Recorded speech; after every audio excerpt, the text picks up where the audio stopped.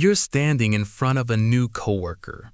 They smile and say, "So, tell me a little about yourself." Suddenly, your mind goes completely blank. You know your name, you know your job, you know your hobbies, you know all the words, but somehow you can't say them. Your heart starts beating faster. Every second feels longer than the last. You smile awkwardly, laugh a little, and say, "My English isn't very good," even though you've spent years studying English. If this has happened to you, you're not alone. But the reason this happens is not what you think. And once you hear it, everything is going to click. Stay with us. Welcome to English TalkHub. I'm Emma. And I'm David.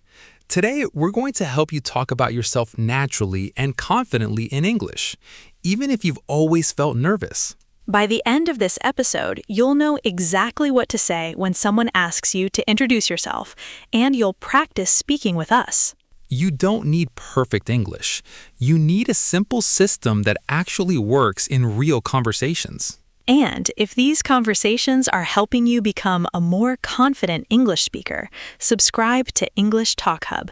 We share a new episode every week to help you speak English with confidence. First, let's talk about why such a simple question can feel so difficult. Imagine you're at a job interview. The interviewer smiles and says, "Please introduce yourself." You practiced all week, but at that moment, everything disappears from your mind. Or maybe you're joining an online class for the first time. The teacher asks everyone to introduce themselves. You listen to 5 other students speak. Your turn gets closer and closer. Suddenly, you're hoping the internet disconnects. That feeling is more common than you think. Here's another situation. You're traveling. Another traveler starts a friendly conversation. "Where are you from? What do you do? What are your hobbies?" 3 simple questions, yet they suddenly feel impossible to answer. I still remember one of my first international events. Someone smiled and asked me to tell the group about myself. I had prepared a beautiful introduction. At least, I thought it was beautiful. But when everyone looked at me, my mind went completely blank. I forgot half of what I wanted to say. I repeated the same sentence twice. Then I sat down wondering why something so simple felt so difficult. That's a story so many English learners can relate to. If you've experienced something similar, there's nothing unusual about it. Let me ask you something. If someone asked you right now, "Tell me about yourself," could you speak comfortably for just 30 seconds? Most people think the answer depends on vocabulary, but that's almost never the real reason. Here's the biggest misunderstanding. The problem is not your grammar. The problem is not your vocabulary. And it's definitely not your intelligence. The real problem is that your brain is trying to do too many things at the same time. You're thinking about the words. You're checking your pronunciation. You're worrying about making mistakes. You're wondering what the other person is thinking. And all of that happens before you've even finished your first sentence. That's why speaking feels exhausting. Your brain isn't having a conversation. Your brain is fighting 4 different battles at once. There's another hidden problem. Many learners silently translate every sentence from their native language into English. That tiny delay may only last 1 or 2 seconds, but during a real conversation, 1 second feels like forever. Agreed. And then panic arrives. You start speaking faster. You forget simple words. Your confidence disappears. But what if I told you you could introduce yourself confidently without memorizing a perfect speech? That's exactly what we're going to practice next. Welcome back.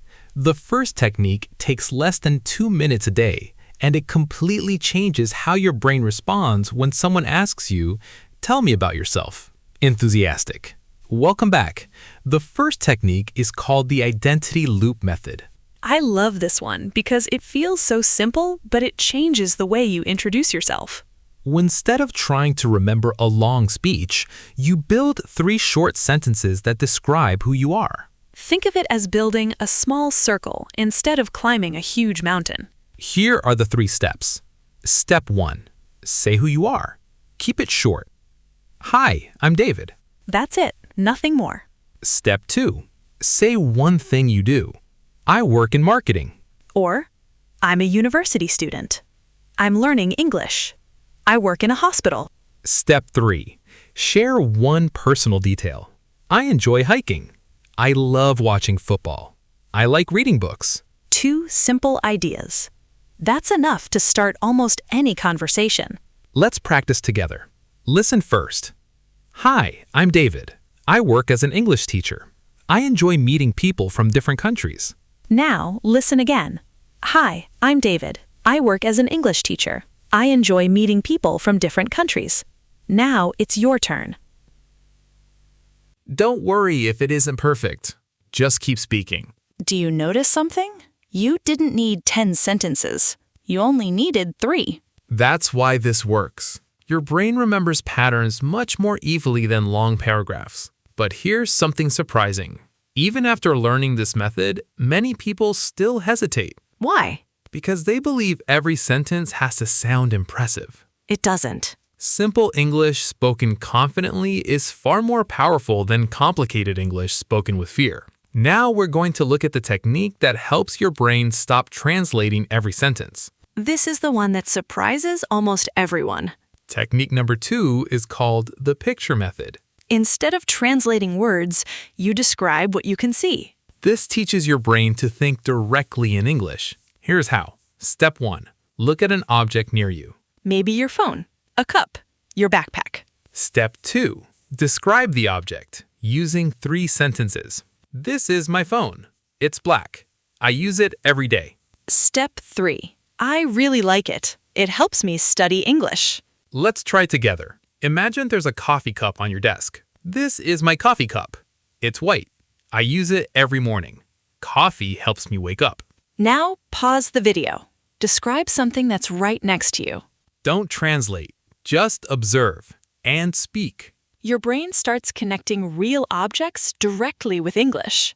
Over time, you stop building sentences in your first language. That's when speaking begins to feel natural. Wait, what if you don't know every word? That's actually good news. Real conversations aren't vocabulary tests. Native speakers explain ideas all the time using simple words. You can do exactly the same. We've covered introducing yourself. We've practiced thinking directly in English. But the next technique is my favorite. It's the fastest way to feel comfortable speaking even when you're completely alone. Technique number 3 is called the mirror conversation method. Yes, it sounds a little strange, but it works incredibly well. Here's why. Most people only practice English in their heads. Your mouth almost never gets any practice. Speaking is a physical skill. Your lips, your tongue, your voice, they all need practice together. Here's what you do. Stand in front of a mirror, smile, introduce yourself for exactly 2 minutes. Don't stop. If you forget a word, explain it another way. Keep speaking. That's how confidence grows. Hi, I'm David. I enjoy helping people improve their English. In my free time, I like walking, reading, and drinking coffee with friends. Hi, I'm Emma. I love learning about different cultures. I enjoy traveling, watching documentaries, and practicing new languages. Now it's your turn. If you're enjoying practicing with us and want a new speaking session every week, make sure you subscribe to English TalkHub so you never miss the next episode. Don't leave yet. In the next part, we're going to practice real English together with shadowing exercises that will help these sentences become automatic. We've talked about the ideas, we've practiced the techniques. Now it's time to train your speaking muscles. Don't just listen, speak with us. It doesn't matter if your pronunciation isn't perfect. The goal today is confidence, not perfection. Here's how we'll do it. First, listen carefully. Then, repeat at normal speed. Finally, pause the video and say the sentence by yourself. Ready? Let's begin. Slow speed. Hi, I'm David. It's nice to meet you. Normal speed. Hi, I'm David. It's nice to meet you. Your turn. Excellent. Slow speed. I work as a nurse. Normal speed. I work as a nurse. Your turn. Great job. Slow speed. I'm learning English because I want to travel. Normal speed. I'm learning English because I want to travel. Repeat it. Keep going. Wait, did you notice yourself trying to make the sentence perfect? Most learners do. Don't chase perfection, chase progress. Slow speed. In my free time, I enjoy reading books. Normal speed. In my free time, I enjoy reading books. Your turn. Slow speed. I'm excited to improve my English. Normal speed. I'm excited to improve my English. Say it with confidence. Slow speed. Thank you for listening to me. Normal speed. Thank you for listening to me. Your turn. Here's a challenge. Can you say all 6 sentences without stopping? Don't worry if you can't do it today. Every time you repeat them, they'll become easier. Emma, let's imagine we've just met at an international conference. Sounds good. I'll start. Hi, I'm Emma. It's nice to meet you. Nice to meet you too. I'm David. Where are you from? I'm from Canada. How about you? I'm from Australia. What do you do? I work as a graphic designer and I really enjoy creative projects. That sounds interesting. What do you like doing outside of work? I enjoy photography, traveling, and trying different kinds of food. What about you? I enjoy reading books, hiking, and meeting people from different cultures. That's a great way to learn about the world. Absolutely. Every conversation teaches you something new.